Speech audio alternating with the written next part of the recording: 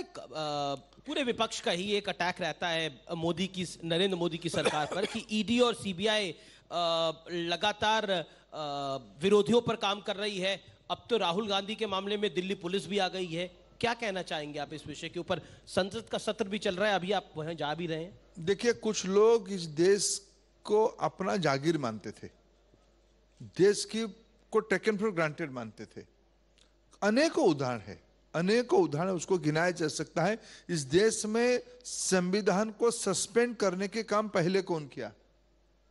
उनकी जो सबसे उस परिवार के प्रमुख है पंडित जवाहरलाल नेहरू जी, केरल में डेमोक्रेटिक प्रोसेस से चुनी हुई नंबूदिरीपद जी की सरकार को उन्होंने बर्खास्त किया।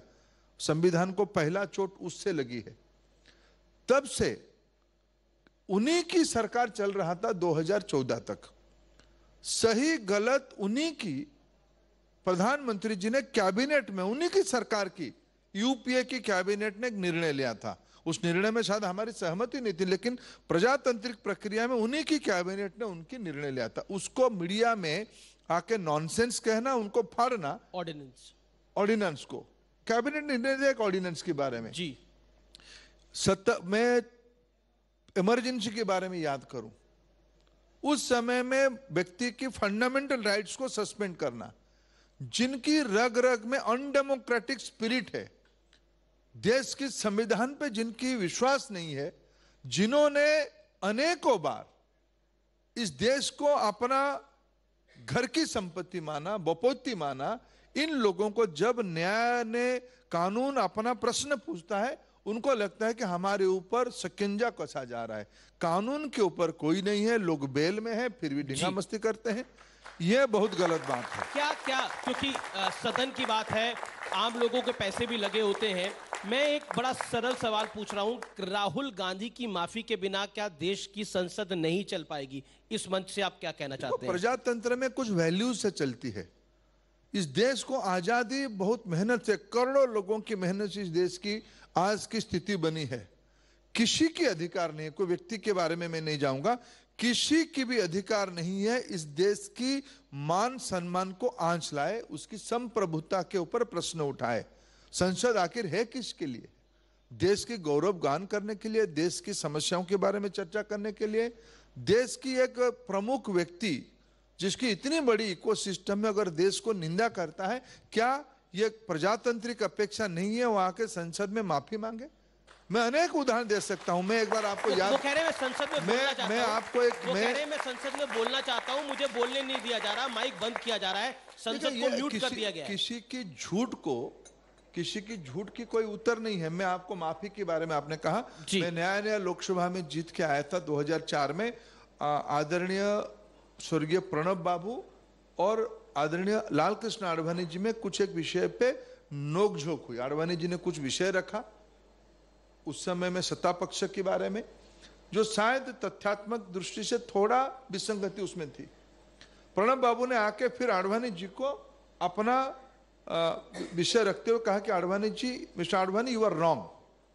मैं उस प्रजातंत्र की एक प्रैक्टिशनर के नाते मैं उसकी साक्षी हूं। मेरे जिंदगी के एक परम सौभाग्य के दिन मानता हूं। आडवाणी जी क्षण भर भी विलंब ना करके उठे, आई स्टैंड करेक्टर, मैं गलत कहा था, प्रणब बाबू सही है, रिकॉर्ड ठीक होनी चाहिए। यह दृश्य हमने अपने आंखों में लोकसभा की पटल पे देखा। यह प्रजातंत्र है देश की। माफी कोई गुनाह है क्या? अगर आपने देश की इज्जत को खराब किया है, माफी मांगो।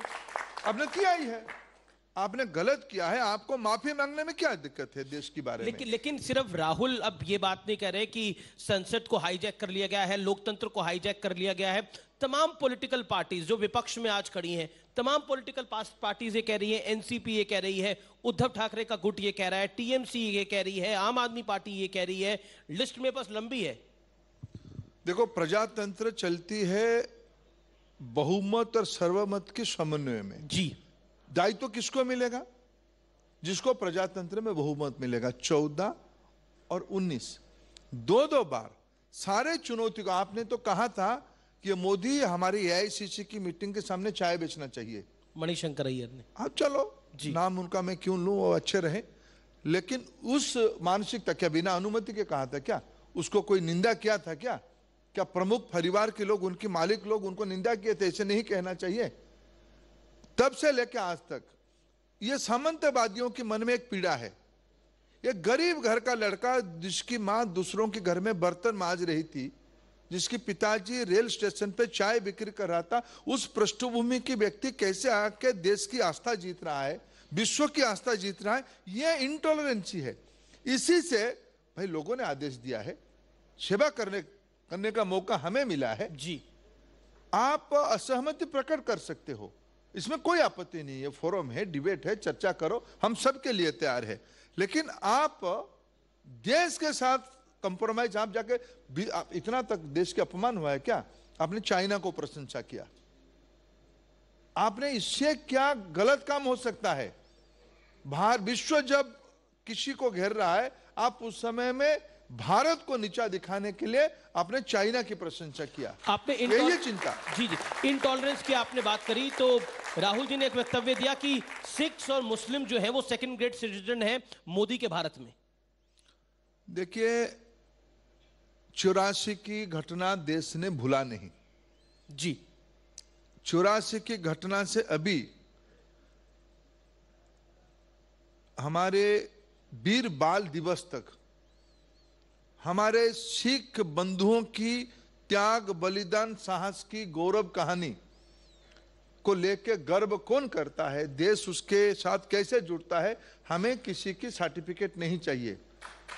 बाकी रहा एक रणनीति रहा है कांग्रेस पार्टी की, विशेष करके बड़े खानदान की, कांग्रेस पार्टी की जो मालिक, सामंतवादी मालिक, बड़े खानदान के लोग, उनकी रणनीति रही है मुसलमानों के मन में डर पैदा कराओ। अमित जी, मेरे को कुछ समय पेट्रोलियम विभाग के काम करने का अवसर मिला था। उस समय में देश में माइनॉरिटी बहनों की अंदर घर में सबसे ज्यादा एलपीजी कनेक्शन पहुंची। मोदी की शासन था। आज प्रधानमंत्री आवास योजना किसको ज्यादा मिला है उत्तर प्रदेश में? तो माइनॉरिटी बहनों के घर में मिला है। बिजली की कनेक्शन मिली है, बैंक खाता उन्हीं की ज्यादा खुला है, कोरोना की टीका उन्हीं को भी लगा है। कोई भेदभाव है क्या? आप ही के समय में साचार कमेटी बनी थी, वो आपके कार्यकाल के बारे में साचार कमेटी ने आपको इवैल्यूएशन किया था, मूल्यांकन किया था जी। उसकी और आज की स्थिति देखिए। और पिछले बार उत्तर प्रदेश में, पश्चिम उत्तर प्रदेश की नतीजा देखिए। सारा डर, भय, घृणा की वातावरण आप सबने मिलकर किया। मोदी जी पे लोगों ने भरोसा किया, हमको प्रजातंत्र में आस्था प्राप्त हुई, सबका आस्था प्राप्त हुआ।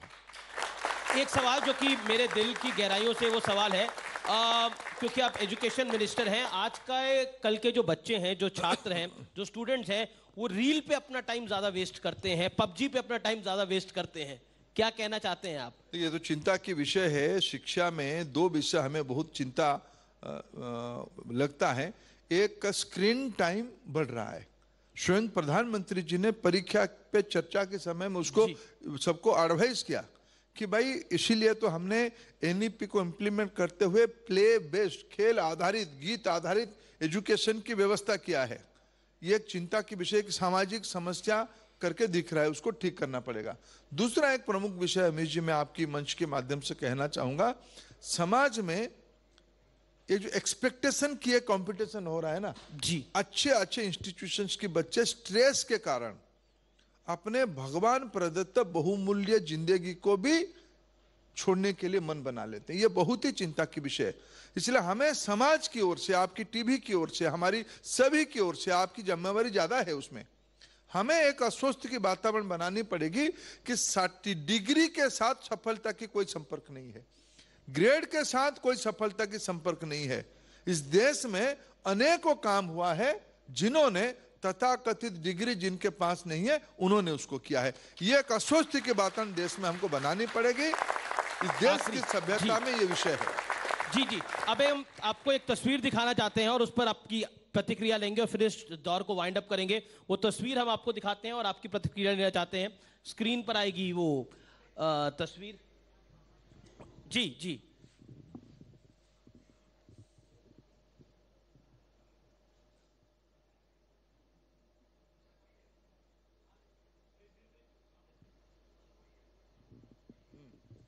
अच्छा, वो वाला तस्वीर आप दिखा रहे जी हैं जी क्या? जी वो उधर जी आ जी गया। जी जी जी जी जी। मनीष सिसोदिया और सत्येंद्र जैन दोनों में से कट्टर ईमानदार ज्यादा कौन है? नहीं नहीं नहीं, आप तो गलत दिखा रहे हो। इनकी इनकी इनकी सरगना कहाँ है? आप कह रहे गलत दिखा रहे हो? हाँ, इनके ऊपर एक सरगना है, इनकी बॉस है। मित्रों, मैं एक बात कहूं, आपने ये दिखाई दिया, भारत के प्रजातंत्र का दर्जा उड़ाने वाला उस और कोई नहीं हो सकता है। हमारे मित्र अरविंद केजरीवाल, इनकी सरगना, इनकी बॉस हुई है। मुख्यमंत्री रहे, कोई फाइल, कोई दस्तखत, कोई निर्णय, कोई गुनाह का भी अपने नाम पे जिम्मेवारी नहीं है।